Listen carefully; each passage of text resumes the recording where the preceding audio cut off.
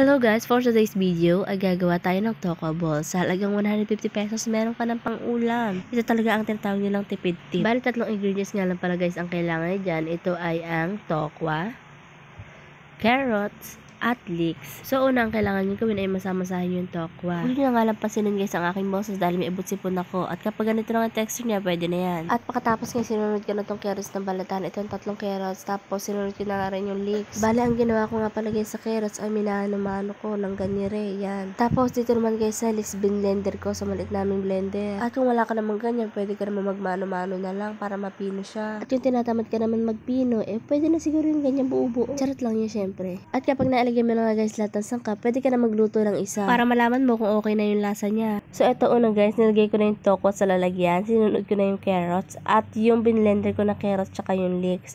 At sinunod ko na nga rin itong tatlong itlog. At pagkatapos naglagay na nga rin ako ng breadcrumbs at konting toyo, paminta, asin, tapos bawang at sibuyas. At ang huli nga ay harina. Tapos minasa-masa ko na siya ulit ng magkakasama. At kapag ganito na nga guys yung texture niya, pwede na yan. Magpainit ka na ng mantika. At kapag mainit na nga guys yung mantika, pwede ka na maglagay. So baling una ko kasi guys niluto, matabang pala. Dahil nga siguro walang lasa yung tokwa, kaya naman kailangan talaga idagdagan mo yung pampalasa niya. Kaya naman ang payo ko, isa mo nang iluto mo para matansya mo yung panlasa mo. Kung ano pa ang kulang. At saka dapat guys, mahina lang yung apoy mo. Para medyo maluto din yung loob niya. Dahil kapag malakas ang apoy mo, luto nga yung labas, ay yung loob naman ay sariwang-sariwa pa. So bale, ito nga pala guys yung loob niya. Ayan. Kaya nga kahit mahina ng apoy ko, ganyan pa rin yung loob niya. Hindi talaga siya ganong naluluto sa loob. So kahit papaano nainitan na rin siya, diba? Luto na rin siguro yan kahit papaano.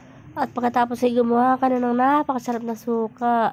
May sili, may bawang, sibuyas. Lagyan mo na rin ng paminta, ng asin at ng konting asukal. Tapos ako kasi guys, nilalagyan ko siya ng konting tubig para hindi siya ganong maasim na maasim. So ayun, tikman na nga natin. Isawsaw na nga natin itong tokwa balls sa napakasarap na suka na to. Para sa akin naman guys, masarap naman siya. Lalo na kung may masarap ka rin suka. So ayun nga pala guys, lahat na nagawa ko. Pero meron pa kami natira para pang mamayang tanghali na ulaman namin. O diba, for 150 pesos, may pang umagahan ka na, may pang tanghalian ka pa. So yun lang, salamat!